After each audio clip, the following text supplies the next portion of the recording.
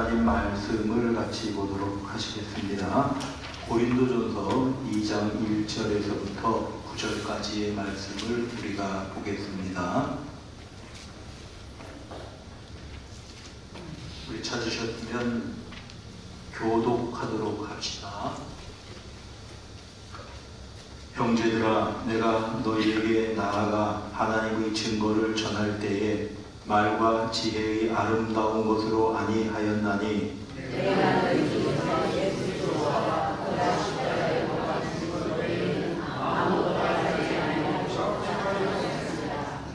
내가 너희 가운데 거할 때에 약하고 두려워하고 심히 떨었노라.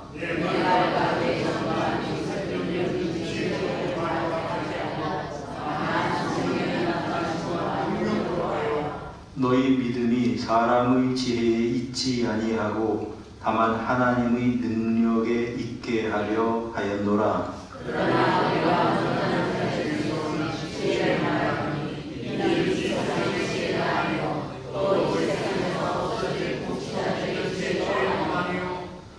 오직 은밀한 가운데 있는 하나님의 지혜를 말하는 것으로서 곧 감추어졌던 것인데 하나님이 우리의 영광을 위하여 만세전에 미리 정하신 것이라.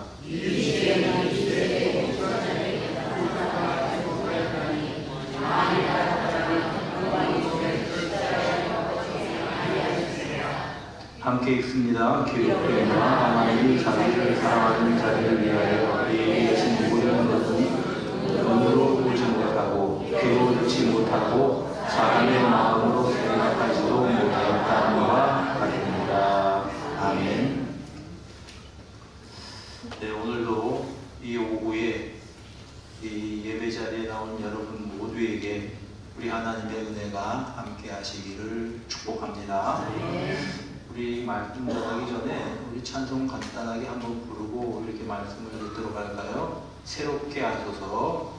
내 아래 새 것이 없나니 이 죄인 살리신 주 보라 새롭게 된 이 피조물 주의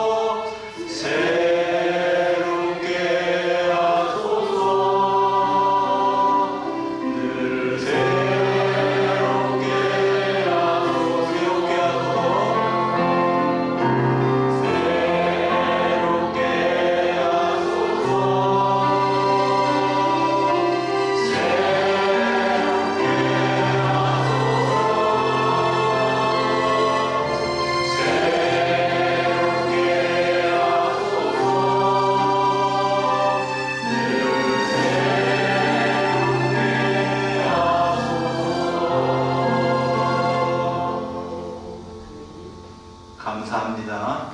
제 목소리에 맞춰서 어떻게 또 이제 키를 작아서 또 반주를 하셨네요. 이거 아무나 하는 게 아닌데 참 고맙습니다. 한번 같이 예배드리는 분들하고 인사 나누도록 합시다. 은혜 많이 받으세요. 사랑합니다.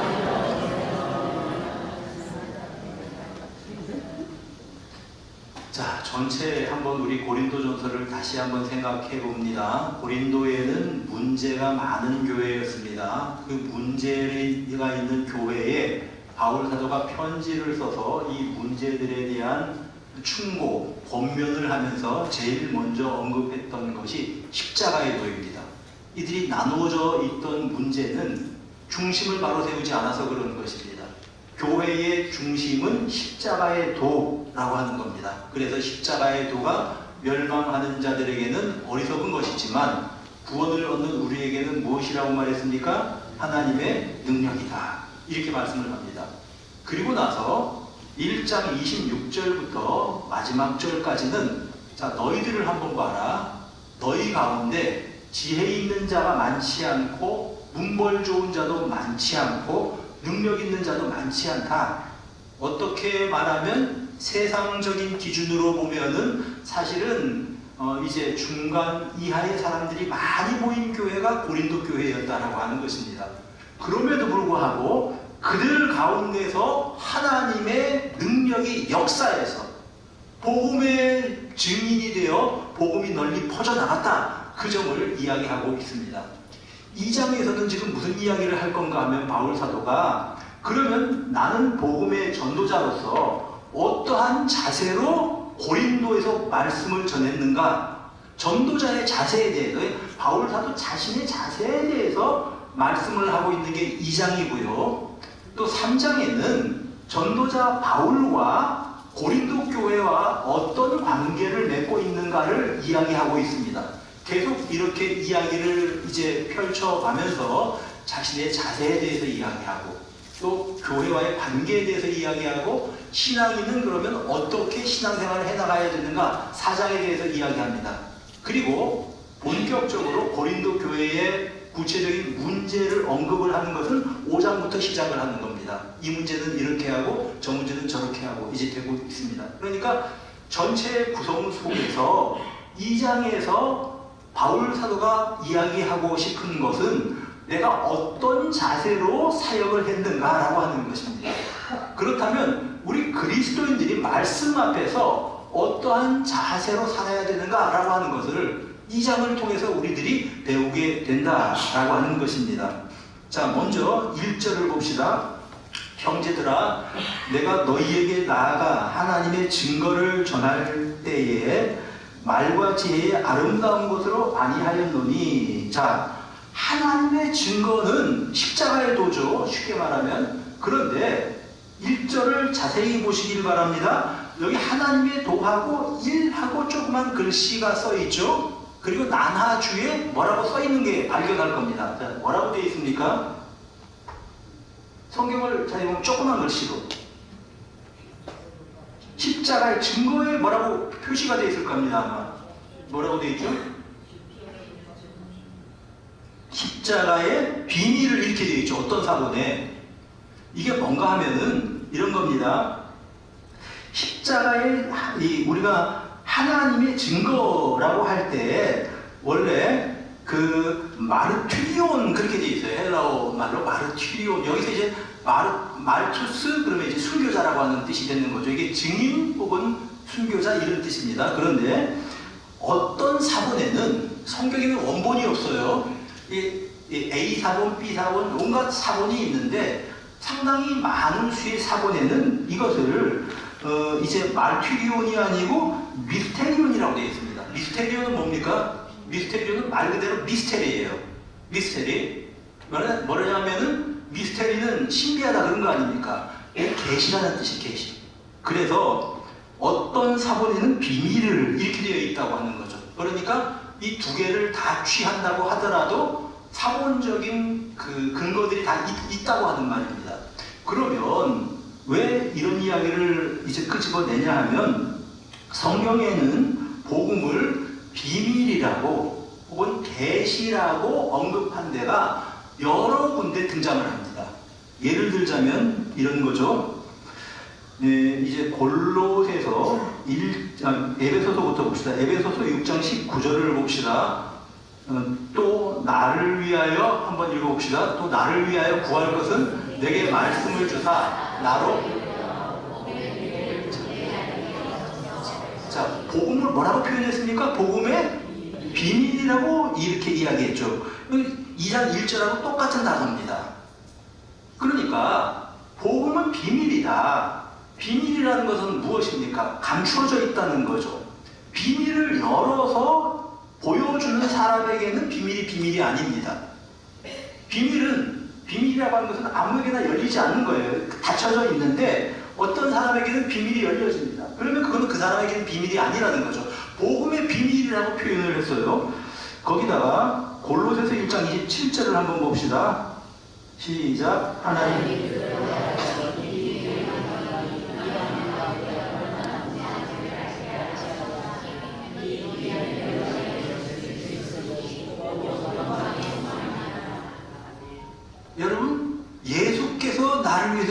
그리스도다.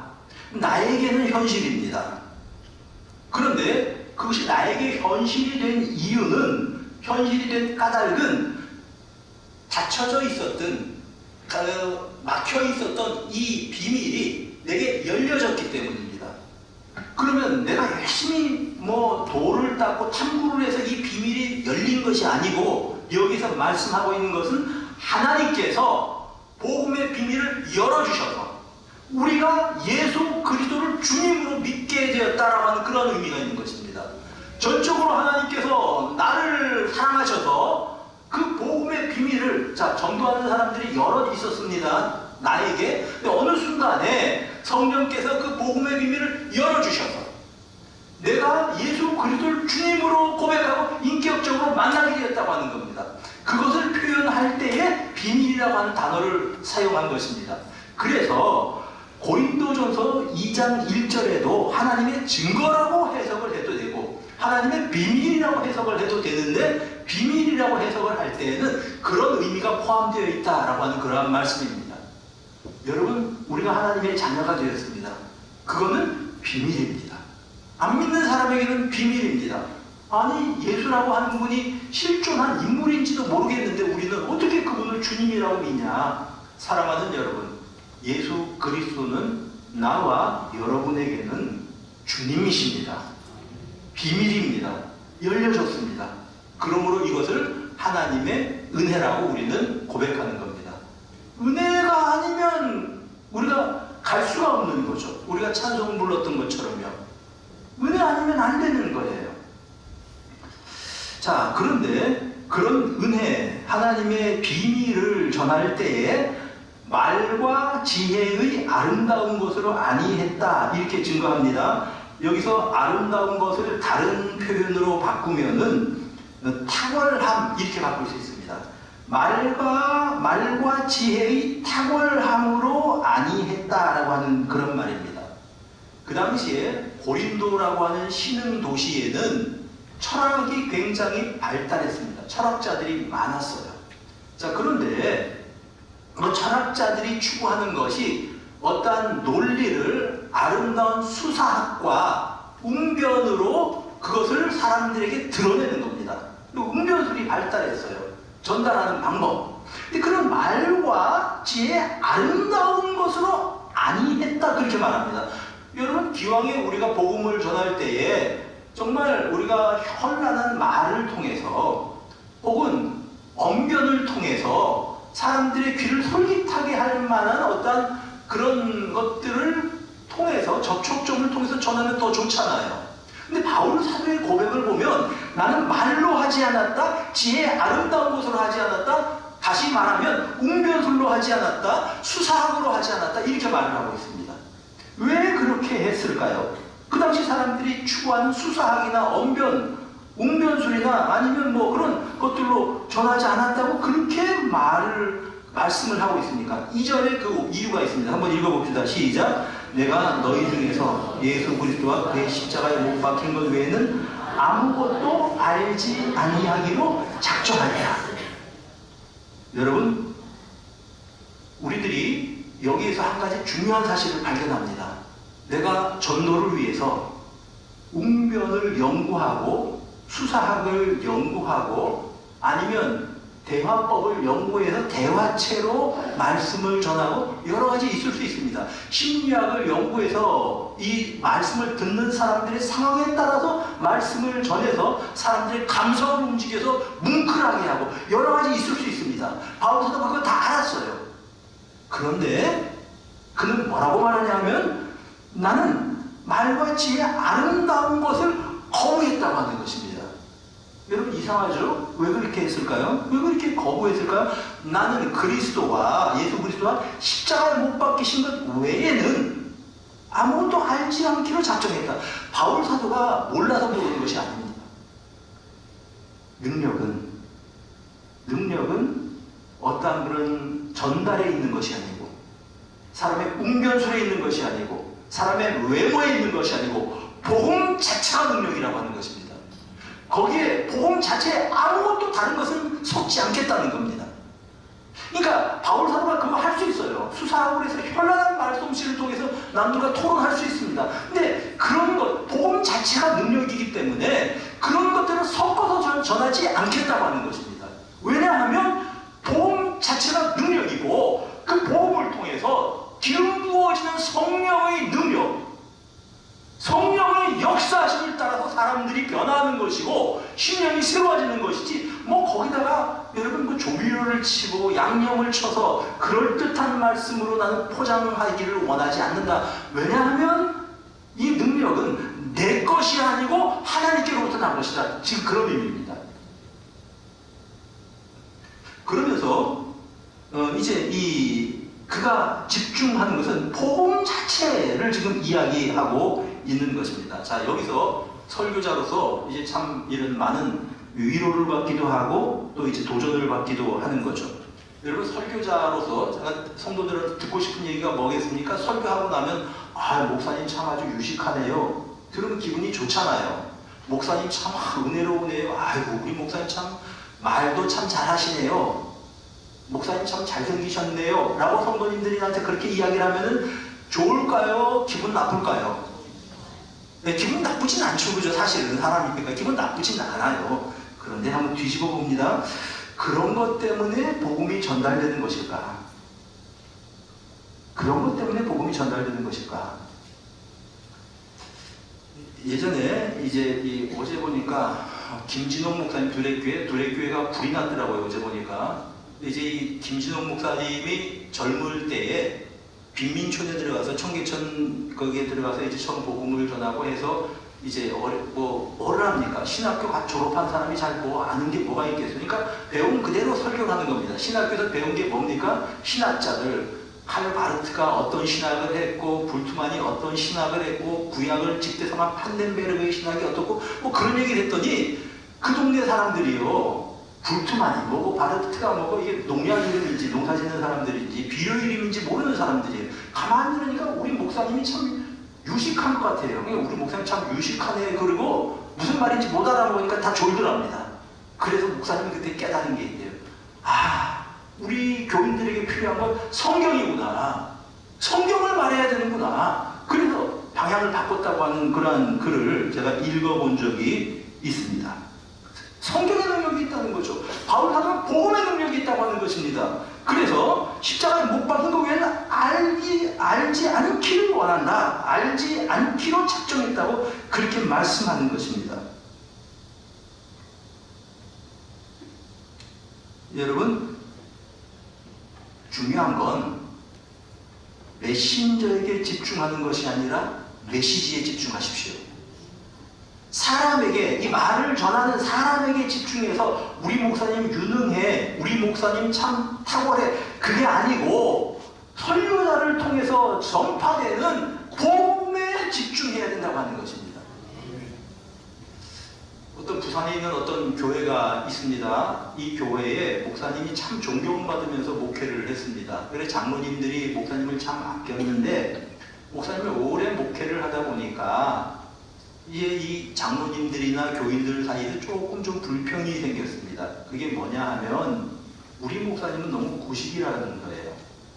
예화도 옛날식 예화를 쓰고 설교도 성경 그대로 하는데 보니까 주변에 아주 참신한 교회들이 있거든요. 세련되게 뭐 이렇게 복음을 전하고 그러는 교회들이 있어요. 그래 목사님 목회를 하시는데 다 존경하고 사랑했지요. 목사님 은퇴할 때가 돼서 이제 은퇴를 하시고 목사님은 경기도로 가서 거기서 또 이제 교회를 개척을 하시고 뭐 이제 이렇게 된 분인데, 자 이제 목사님 참 존경하는 목사님이지만 은퇴를 하셨으니까 우리 한번 세련된 목사님을 한번 모시자 이렇게 된 겁니다. 그래서 목사님을 청빙할 때 뭘 봤냐 하면요, 목사님은 학위가 뭔가를 봤어요. 학위. 무슨 얘기인지 이해가 되시죠? 목사님 학위를 뭐 연구했나 신학교에서. 그래서 그 학위를 가진 박사학위 가진 사람을 찾았습니다. 그런 사람을 찾았어요. 진짜 통합축교회예요. 우리 합동축교회가 아니고. 그리고 또 이제 목사님이 언변이 좋은 목사님을 이렇게 찾았습니다. 말을 참 그럴듯하게 하고 마음을 뭉클하게 하고 이제 그런 사람을 찾았어요. 그리고 또 목사님은 메신저니까 강단에 서니까 아무리 그래도 그렇지 외모도 조금 있어야 된다고 생각을 했어요. 그래서 탤런트 비슷한 분, 박사학위 가진 분, 키도 큰 분, 나이도 젊은 분을 목사님으로 모셨습니다. 참 좋아했어요. 장로님들이 처음에. 다른 교회 목사님들한테 우리 목사님이 신세대 목사님입니다. 참 잘생겼습니다. 참 그리고 사람이 매너도 좋고 그런 얘기를 입에 침이 마르듯이 했습니다. 그런데 시간이 지나면서 교회에 문제가 생기기 시작한 겁니다. 교인들끼리 마찰이 생기고 뭔가 문제가 생기고 교회가 어려움을 겪게 되었습니다. 한 사람 두 사람 교회를 떠나서 이 원로 목사님이 은퇴하는 때보다 7분의 1로 교인이 줄어들었습니다. 그때 장로님들이 모여서 비로소 이런 얘기를 했답니다. 우리가 생각할 때는 옛날 구식 목회 설교하는 목사님이 좀 낡은 목사님이라고 생각을 했는데 알고 봤더니 우리 교회를 지탱하고 있었던 것은 목사님이 하나님께 기도하면서 강구했었던 성령의 기름 부으심과 능력이었다. 여러분 잘 생각하셔야 됩니다. 이게 무슨 뜻인지. 저는 목회자인 제게 이게 참 유익한 고백입니다. 바울 사도가 결심한 것은 십자가와 못 박힌 것 외에는 모르기로 결심했다고 하는 것입니다. 왜냐하면 십자가에 두는 멸망하는 자들에게는 어리석은 것입니다. 그러나 구원하는 우리에게는 하나님의 능력이 되는 것입니다. 복음의 능력으로 교회가 새로워지는 것은 어떤 탁월한 뭐를 갖다가 만들어서 제가 창조해서 교회를 새롭게 만드는 것이 아니고 성령께서 하시는 것인데 복음의 능력이라고 하는 것입니다. 그 이상도 이하도 아닙니다.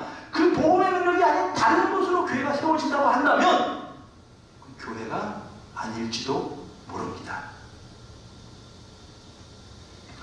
여러분 바울 사도는 3절 보세요. 내가 너희 가운데 거할 때에 약하고 두려워하고 힘이 떨었다고 증거합니다. 3중의 표현이죠. 약하고 또 두려워하고 힘이 떨었다. 고린도후서 10장 10절에는 그들이 이렇게 말합니다. 그들의 말이 그의 편지들은 무게가 있고 힘이 있으나 바울 사도의 편지는 무게가 있어요. 힘이 있어요. 그런데 만나볼 때에는 그 사람이 약하고 그러니까 바울 사도가 외모가 그렇게 탁월하진 않았던 것 같아요. 전해지는 글들에 보면 바울 사도가 굉장히 좀 이렇게 못생긴 편이었다고 합니다. 키도 작고 그리고 이제 키도 작고 그러니까 저도 위로를 받잖아요. 저 같은 사람도. 그리고 다리도 안짱다리였다고 그렇게 이제 기록이 되어 있어요. 그러니까 나 같은 사람도 이렇게 이제 복음에 하나님께서 들어서 쓰시는 게 중요하구나. 사람들이 볼 때는 그래요. 저 사람 글은 좀 이렇게 힘이 있는데 말은 별로야. 그 사람은 좀 이렇게 외모는 별로야. 그런 바울 사도가 복음을 전하니 이제 그들 가운데 바울 사도가 설 때 약하고 두려워하고 힘이 떨었다 이렇게 표현을 하는 거죠. 고린도 교회에 바울 사도가 고린도 처음 들어갈 때 우리가 사도행전 18장을 읽어보면 그때 상황을 잘 알 수 있습니다. 다시 말하면 그가 이제 아덴이라고 하는 아테네에서 사람들을 기다렸습니다. 이게 바울과 디모데와 실라를 기다린 거죠.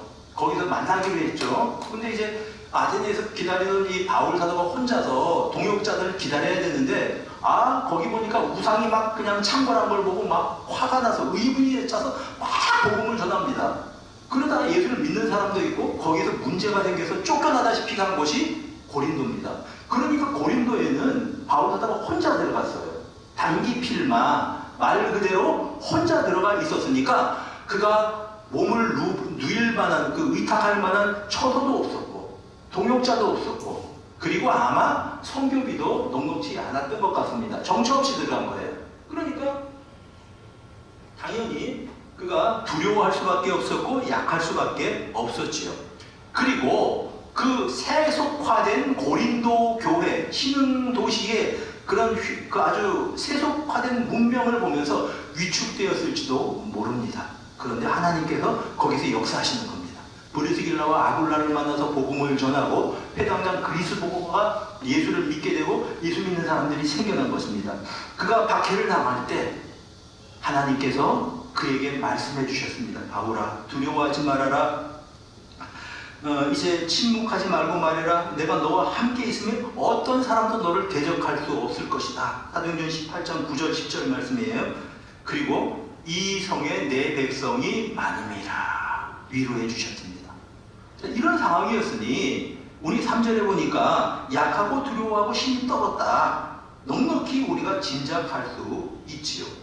그러나 그럼에도 불구하고 그 상황 가운데서 4절, 내 말과 내 전도함이 설득력 있는 지혜의 말로 하지 않고 성령의 나타나심과 능력으로 했다고 그렇게 말씀을 합니다.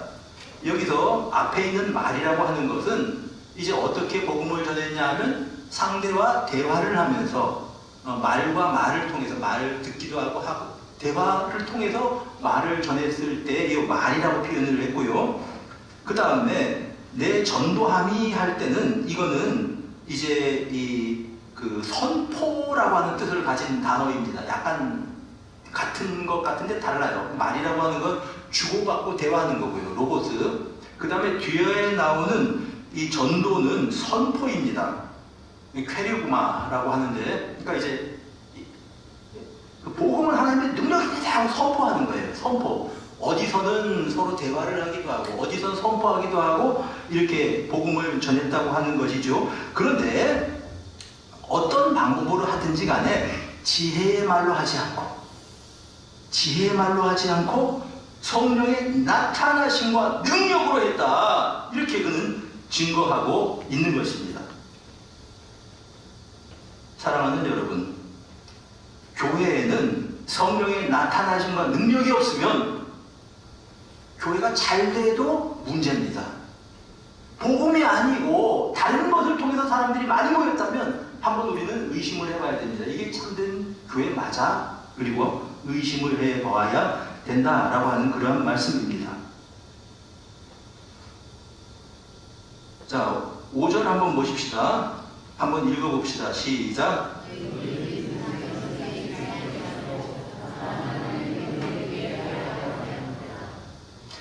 사람의 지혜가 아니고 하나님의 능력, 성령의 기름 부으심과 능력, 이게 말씀의 능력입니다.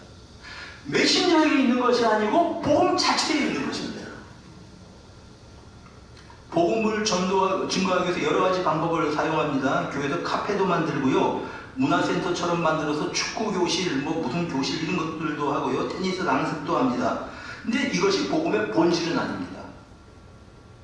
이런 걸 먼저 시행했던 나라들이 있었어요. 다시 말하면 복음의 우리보다는 선진국이라고 할 수 있죠. 먼저 나간 그런 나라들. 이제 20세기의 최고의 설교자라고 말하는 마틴 로이드 존스라고 하는 영국 교회 목사님이 계십니다. 1988년에 돌아가셨어요. 그분이 영국 왕립의사 출신인데, 이 왕립의사라 그러면요, 왕실 의사라 그러면 영국에 있는 의사 중에서 탑입니다. 제일 잘하는 사람을 뽑아서 궁중 의사로 삼는 거죠. 근데 이 사람이 의사로 잘했던 사람이 말하자면 성령을 받고, 사람이 내가 할 일은 수술하고 이제 왕실의 왕가의 사람들 진찰하고 그게 아니라고 생각을 했어요. 그리고 그가 복음을 연구해서 전도자가 되었는데, 그 사람이 이렇게 영국 교회를 진단을 합니다. 영국 교회가 왜 급속히 쇠약해졌는가, 그 원인에 대해서 이렇게 그분은 분석을 했습니다. 첫째는 자유주의적인 신학, 복음주의적이고 정통적인 신학이 붕괴되고 굉장히 자유화졌다는 거죠, 신학이. 두 번째 이유가 뭐냐 하면 교회에서 선포하는 설교가 현학적이고, 그리고 굉장히 어떤 지적이고, 여기에 강조를 두었다고 하는 겁니다. 그래서 목회자들을 청빙할 때, 영국교회 일입니다. 청빙할 때 학위를 보기 시작했대요, 목회자들. 그러니까 학위 있는 목회자들을 뽑기 시작했다는 겁니다, 영국에서. 학위가 나쁘다는 거 아니에요. 나쁘다는 게 아니고 그분의 말은 그렇습니다. 그분 자체가 이제 굉장히 어떤 성경을 깊이 있게 연구한 사람이기 때문에, 그래서 이제 그분이 런던 바이블 카리지를 만들어 놓고 이 학교에서는 절대로 학위를 안 준다는 거예요. 학위 주면 안 된다. 교회가 망하는 지름길이다. 이렇게 얘기를 했어요. 그러니까 학위 있는 사람을 뽑기 시작하는 겁니다. 그 다음에 교회가 강단 사역 이외에 다른 데 집중하기 시작했다는 겁니다. 그 다른 데 집중하기 시작했다는 것은 연극 같은 것. 그러면서 어떤 연극이 되었든지 어떤 현란한 어떤 말씀이 되었든지 간에 어떤 말씀이 되었든지 간에 성령의 기름 부으심과 성령의 능력이 없이는 아무 소용이 없다. 이게 지론입니다. 이 시대에 회복되어야 될 것이 성령의 기름 부으심, 성령의 능력이라는 거죠. 이거 없이는 안 된다는 겁니다. 그래서 그분이 이 영국교회가 막 쇠퇴해가는 그 어간에, 그러니까 어느 정도인가 하면요, 1940년대 뭐 2차 대전 끝나고 이때는요, 영국 교회가 예배당마다 꽉꽉 찼습니다. 그 예배당 다 차고, 그 이제 우리로 말하면 우리 교회 예배당 구조가 아니니까는 좀 이해가 안 되는데, 골마루처럼 그 마루처럼 나가서 창으로 밖에서 앉아서 예배를 드렸대요. 그랬던 시대에 영국이 불과 한두 세대 만에 사람들이 다 비어서 지금은 영국에 1인 목회자 교회가 많이 있다 그래요. 목회자 한 사람 남은 거예요. 근데 이제 그분이 이걸 진단하면서 왜 교회가 이렇게 되었는가, 분명히 사람들이 더 공부도 많이 하고 신학생들이 뭐 연구도 깊이 하고 그랬는데 결론은 그겁니다. 강단이 약해졌다. 강단이 약해졌다는 얘기는 무슨 말인가 하니, 강단이 성령의 기름 부으심이 사라졌다는 겁니다. 그게 없으면은 교회가 아니라는 거예요. 자, 오늘 본문 보세요. 뭐라고 말씀을 하냐 하면 4절에 성령의 나타나심과 능력, 여기에 교회에 힘과 능력이 있다라고 하는 그러한 말씀입니다. 여러분, 성령의 은사도 있고 성령께서 하시는 일이 많은데 기본적으로 성령께서 하시는 일은 무엇인가 하면 성도들에게 말씀을 깨닫게 하시는 겁니다. 여러분, 요한복음 14장 17절 한번 봅시다. 우리 한번 띄워주시길 바랍니다. 시작.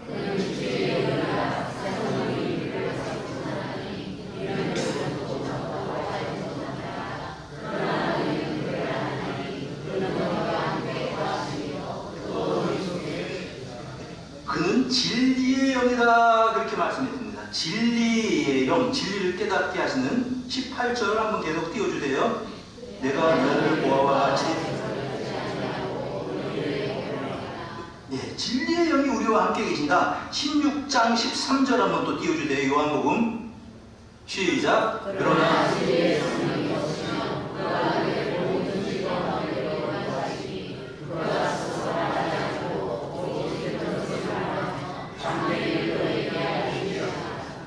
진리의 성령이 오실 때, 진리의 성령이 나에게 임하실 때에 그 진리의 성령께서 우리에게 이 깨닫게 하시고 알게 하시고 장래일을 알리신다고 표현을 했습니다. 성령께서 깨닫게 하시는 거예요.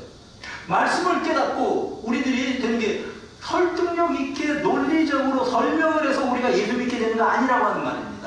아무리 논리적으로 설명해서 설득력 있게 그 사람에게 납득할 만하게 설명을 한다고 하더라도 성령의 기름 부으심이 없으면, 성령의 역사하심이 없으면 그 사람 예수 안 믿습니다. 뒤집어 말하면 우리가 예수를 믿게 된 것은 바로 성령께서 하신 일이다, 그런 뜻입니다. 그래서 바울 사도가 믿음이 사람의 지혜에 있지 않고 하나님의 능력에 있음을 알게 하려고 하는 것이다, 그렇게 말씀을 합니다. 자, 다시 본문으로 가서 6절 7절 한번 봅니다. 그러나 우리가 온전한 자들 중에서 지혜를 말하노니 이 지혜는 어떤 지혜라고요? 세상의 지혜가 아니요. 자, 아까 말한 세상의 지혜라고 하는 것은 수사학이나 웅변학이나 뭐 이 전달할 수 있는 방법들, 그런 것들을 의미합니다. 거기에서 온 게 아니라는 거예요. 그 지혜는 어디서 온 것인가 하면, 자, 계속 보세요. 오직 은밀한 가운데 있는 하나님의 지혜, 곧 감추어졌던 것인지 비밀이라고 했잖아요. 하나님이 우리의 영광을 위해 만세전에 미리 정하신 것, 하나님의 지혜, 하나님의 지혜, 하나님의 지혜, 성령께서 가르쳐 주신 지혜라고 하는 그러한 말씀입니다. 이거는 세상의 지혜가 아니라고 하는 것입니다. 29절에 보면은 그렇게, 그 8절에 보면 이렇게 말하죠. 이 세대의 통치자들이, 이렇게 말하죠. 통치자들의 지혜가 아니라는 거예요. 통치자들의 지혜는 말하자면 이런 겁니다. 그 당시에 예수님에 대해서 유대인들 사회에서는 굉장히 껄끄럽게 생각했습니다. 그런데 그렇게 되자 가야바라고 하는 대제사장이 이런 말을 합니다. 한 사람이 모든 사람을 위해서 죽는 게 전체 공동체를 위해서 낫다. 그 얘기를 했어요.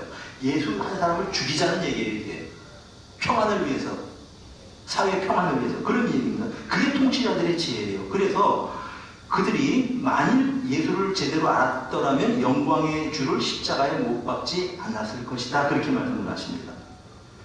하나님의 지혜는 무엇입니까? 9절에 보니까 자기를 사랑하는 자들 위하여 예비하신 것은 눈으로 보지 못하고 귀로 듣지 못하고 사람의 마음으로 생각할 수도 없는 것입니다. 이거는 성령께서 일러주셔서 우리에게 깨닫게 하신 겁니다. 한번 잘 생각해 보세요. 내가 예수를 믿게 된 어떤 분기점이 어딘가를 잘 생각해 보세요. 어떠한 순간을 기준으로 해서 내가 예수를 믿으려고 했던 것이 아닌데 하나님께서 내게 찾아오셨습니다. 성령께서 내 마음에 찾아오셨습니다. 그리고 왜 그런지 교회에 왔을 때 왜 그런지 내 마음속에 걱정이 사라지고 내가 내 죄를 주님께서 용서해 주셨다는 거예요. 십자가에 죽으셨다고 하는 이 사건이 어떤 성경에 기록된 사건이 아니고 바로 나의 사건으로 내가 이해하게 되는 겁니다. 그게 성령의 역사하심입니다. 바울 사도가 복음을 전할 때 고린도에 바로 그것을 의지해서 전했다고 하는 그러한 말씀입니다. 십자가 외에는 내가 알고 싶지 않다. 바울 사도가 남들보다 말 못해서 그런 거 아닙니다. 그가 율법에 대해서 무식해서 그런 거 아닙니다. 랍비 가말리엘의 문화에서 그 수혜자 같은 사람이 바울이었습니다. 그래서 그런 것이 아니고 십자가와 그가 십자가 못 박힌 것 외에는 내가 모르기 원한다. 내가 전하는 것은 십자가이고 예수 그리스도의 그런 죽으심인데 바로 능력은 거기에 있다. 그 복음을 통해서 성령께서 역사하시는 것에 있다. 내가 너희들에게 가서 복음을 전한 것은 바로 그것이었다. 라고 그는 증거하고 있는 것입니다. 사랑하는 여러분, 우리는 이렇게 하나님의 복음의 비밀이 성령께서 역사하셔서 드러난 사람들입니다. 그래서 우리는 예수를 믿습니다. 예수를 보지 못했지만 사랑합니다. 그러므로 우리는 천국을 가보지 않았지만 영생에 있음을 우리는 압니다. 우리가 예수 그리스도를 직접 만나서 대화하진 않았어도 그분이 함께 계심을 알고 그분과 동행하고 있음을 우리는 믿습니다. 여기에 능력이 있는 것입니다. 여기에 신자들의 힘이 있는 것입니다. 이 주님과 함께 동행하면서 이 한 주간도 살아갈 수 있는 우리 모든 성도들 되시기를 축복합니다.